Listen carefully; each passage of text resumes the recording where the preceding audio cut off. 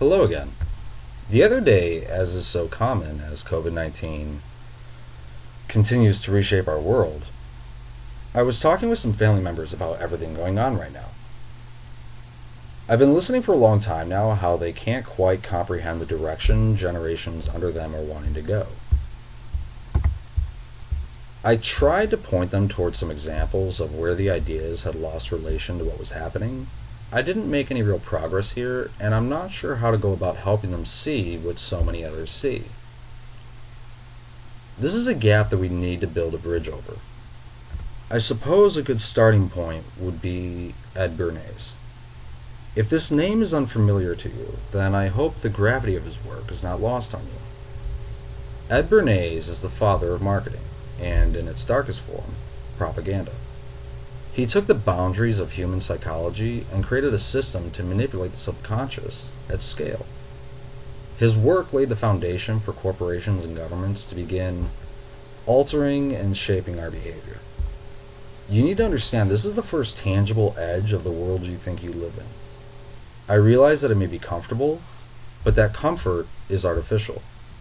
So as you are asking yourself how others can think so wrongly, as you can peer so clearly into the various ways those you disagree with are letting their emotions disrupt their thinking, you need to confront this edge and realize that the same thing is happening to you.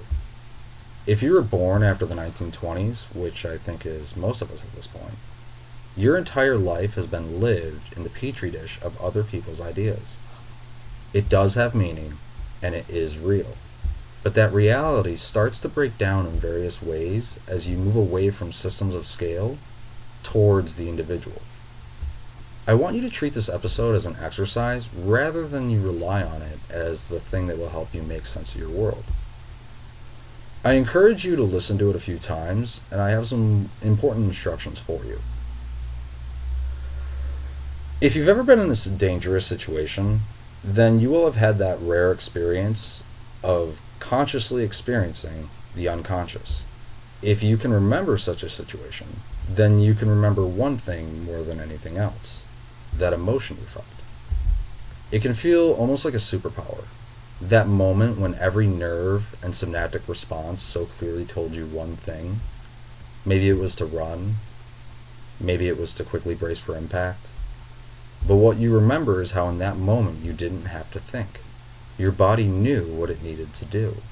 Your emotions are incredibly important. They are the key factor in every decision we make. However, your emotions can also work against you. Thankfully, it doesn't take being in danger to experience them. I want you to think of a time when you were with a group of friends or colleagues asking you to do something you had limited experience in. Depending on the memory you're thinking of right now, you felt fear, excitement, confidence, comfort maybe. You had some kind of an emotional response to the need to make a decision. I want you to tune into your emotions with one idea. This is the most unstable component of the individual. As you're listening to this, I want you to pay close attention to the words, ideas, and phrasing that elicits your emotions. I want you to identify what words elicit what emotion. If you do this, you will quickly start to find that edge. You will be able to see very clearly when you, the individual, is experiencing thought versus emotion. So let's talk about your crazy kids. Despite living in the absolute best possible time in all of human history, despite the fact that by every possible measure it is so much better, we are so much better. The children around you are calling to dismantle everything. They don't believe in your God. They don't believe in the things you want to do. They don't trust in the very knowledge that has given you so much. It seems every day something you hold as meaningful or valuable or true is being made as the boogeyman causing all the world's problems. I know you're constantly asking yourself, how is this possible? Well, it's simple. It's all a matter of principle. You gave us your everything to help us navigate the world. Having progressed beyond the ancients, you were able to give us more than just survival. You gave us ideas. You showed us how we can achieve more if we took the time to think about what it was we were trying to do. That life, it's a constant process of input and output. The first thing you taught us was not to cry, that our emotions were making even the simplest task so unnecessarily hard. And so we slowly grew up. We grew up in the principles of the church. We grew up in the principles of the schools. We grew up in the principles and experiences that you took the time to give us. You taught us to play nice, to share our toys. You taught us about our government and the laws it creates to make the world a better place. You taught us about what good people are and what bad people are. When we went to the lake, you told us not to drink the water because it wasn't safe. It was one of many hazards you wanted us aware of. You were doing what every good parent should be doing. You were giving us the tools to take over when the time came. For those of us that are fortunate enough to have grown up in the United States, we are the 10th generation living in the ongoing experiment of democratic free market capitalism. We grew up learning the rules of the game we're playing in the modern United States. There was a time we could also easily see the goal line we were going to and what we needed to do to get there. It was comfortable. Then, on the morning of September 11th, 2001, your world came crashing down. In that moment, every nerve and synapse in your body quickly told you what your subconscious thought you needed to tell us. The world isn't a safe place, and the problems facing it are real. It changed everything. Over the following months, as we watched those events unfold, and we as a nation were trying to make decisions, we were emotional. Fear became the singular driver of American thought.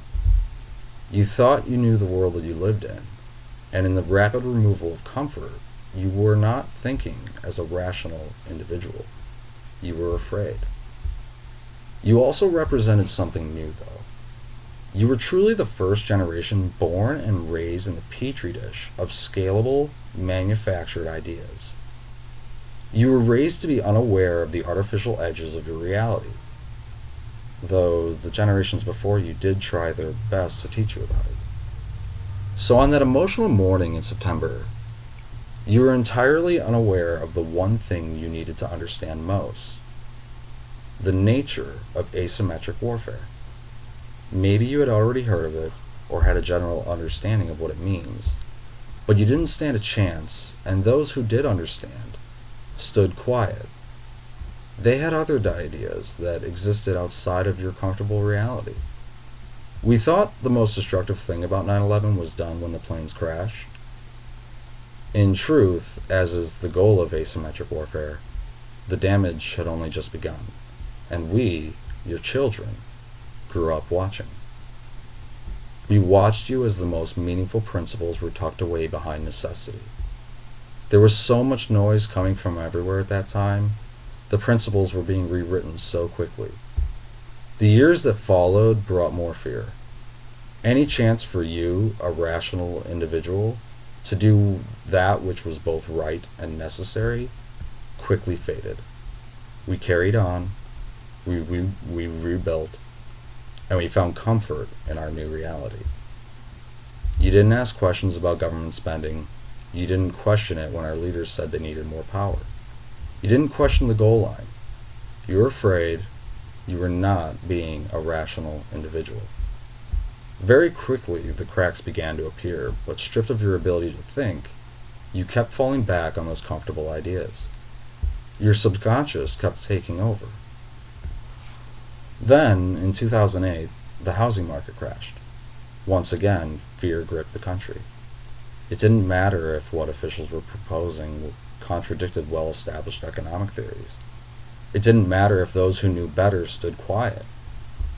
For you, what happened had happened, and we had the tools to fix it. It didn't matter that it violated those most basic principles that are the foundation of a free democratic society. You were afraid, and once again did what your subconscious was telling you to do. To those who marched on Wall Street, you had comfortable ideas that could so clearly rationalize what our leaders were claiming was necessary. So here we are. It's 2020. Your children want free healthcare, free college, free housing, better pay, to end the wars, and to lay that last shovel of dirt on history's grave of inequality. Their emotions are running wild, stripped of their ability to think they are doing what their subconscious is telling them is necessary.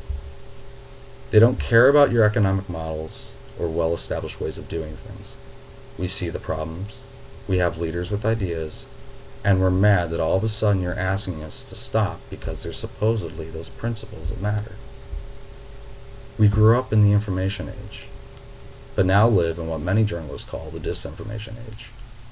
You need to know that I mean it when I say I'm not interested in changing your beliefs. What I'm trying to do here is give you, a rational individual, a reminder that you need to be thinking critically. There is a reason you think the wars are necessary. There is a reason oil companies are opposing climate change. There is a reason modern U.S. culture is collapsing. What you need to ask is, are those reasons rational?